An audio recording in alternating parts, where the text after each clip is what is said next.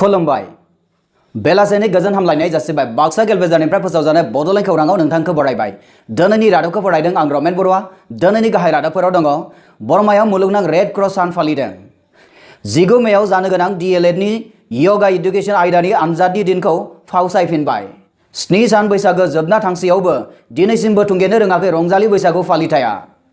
अदालगुरि जिल्ला दुलाराय बर' फरायसा आफादा खुंगा 7थि रंजालि बैसागु फालिथायखौ सानसेनि हाबाफारि लाना खुंफुंबाय। मेधाघाट आनसलिक शिव मन्दिर आफादा शिवनि अक्षय तिथि फालिदों। नोंथाङा नायगासिनो दङ बड'लेण्ड खौरां। दानिया फैदो आबुं रादाबाव।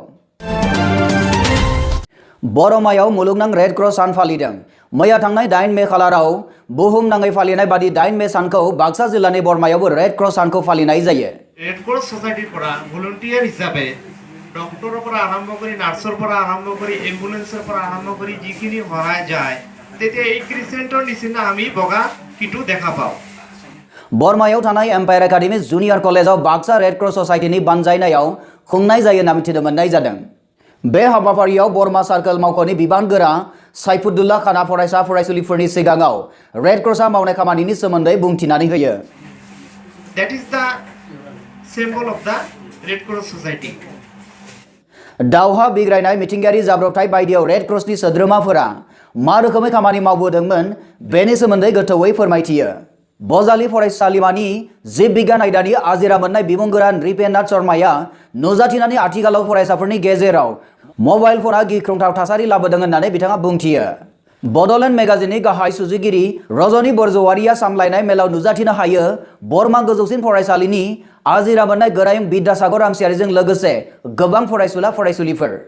बेनि सिगां फुंबिलिनि समाव फोसाबनाय मावदांमा बिफां गायनाय रेड क्रस ससाइटिनि जाथा बिरहोनाय फरायसाफोरनि गेजेराव सावगारि बोनाय आरो सोंगाब सोंनाय हाबाफारिबो लानाय जायो होननानै रेड क्रस ससाइटिनि नेहाथारि अलकास आलिया मिथिनो होयो।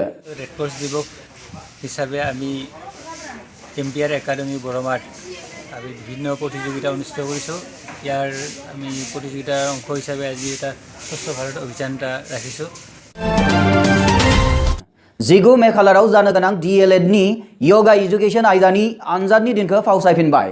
मोनथिनो मोननाय बादिब्ला फैगौ 22 मे खालाराव बे आनजादखौ खुंनाय जागोन। खायसे एंगारहायै जाहोननि थाखाय आनजादनि खालारखौ फावसायनाय जादों होनना आसाम एलिमेन्टारि इडुकेशन बिफाननि एडिशनेल सेक्रेटारिया ससियेल मिडियानि जोहै बिथोन बिलाइजों फोरमायहरदों।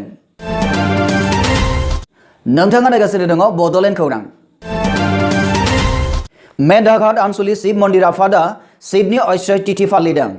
थांनाय 8 मे खालाराव शिवनि अक्षय तिथिखौ सानसेनि हाबाफारिजों गाजा गोमजायै फालिनाय जायो।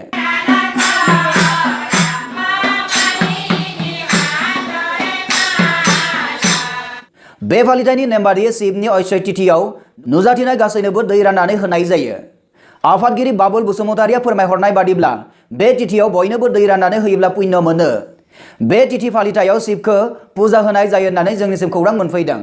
नुजाथिनाय शिवनि गोबां भक्तफोरनो अक्षय तिथि फालिथायनि आफादगिरि बाबुल बसुमतारि आरो नेहाथारि हरिदेव बसुमतारि मोना गावसोरनि आखाइजोंनो दैनि बथल राननानै होनाय जायो होनना मिथिनो मोननाय जादों।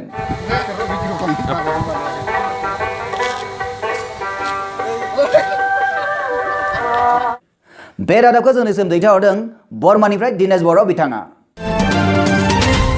7 बैसागो जोबना थांसेयावबो दिनैसिमबो थुंगेनो रोङाखै रंजालि बैसागु फालिथाया।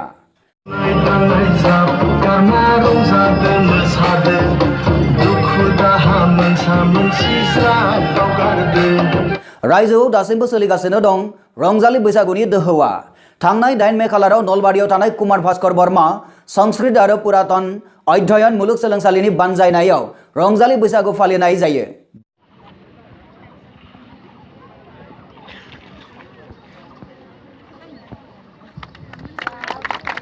बे मुलुगसोलोंसालिनि vice chancellor doctor Deepak Kumar शर्माया बैसागुनि फिरफिलाखौ बिरहोनायजों हाबाफारिखौ बेखेवजेनो। हाबाफारियाव मुलुगसोलोंसालिनि फरायसाफोरा बे रोखोमै बर'नि मोसाखावरि मोसायो।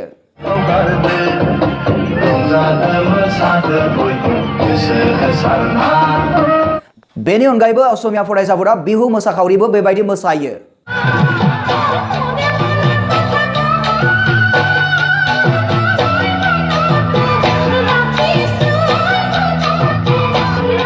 बेनि अनगायैबो गुबुन गुबुन जनजातिनि मोसाखावरि दिन्थिफुंनाय जायो होनना जोंनिसिम खौरां मोनफैदों। हाबाफारियाव मुलुगसोलोंसालिनि बिबुंगोराफोराबो बाहागो लाफैयो होननानै जोंनिसिम खौरां मोनफैदों। अदालगुरि जिल्ला दुलाराय बर' फरायसा आफादा खुंगासिनो रंजालि बैसागु फालिथायखौ सानसेनि हाबाफारि लाना खुंफुंलांबाय। सानसेनि बे हाबाफारिखौ खुंनाय जायो विष्णु राभा कृष्टि संघ अदालगुरि जायगायाव।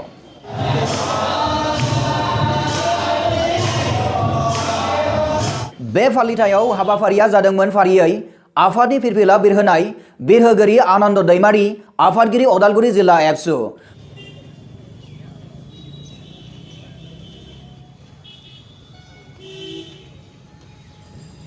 बैसागु फिरफिला बिरहोनाय बिरहोगिरि नरेन बर' बारग' गाहाय नेहाथारि, बोखावजायै दरं जिल्ला एबसु। मुंख्लं गाम्बायाव बिबार बावनाय बावजेनगिरि दिपेन बर' लेङाइ आफादगिरि एबसु।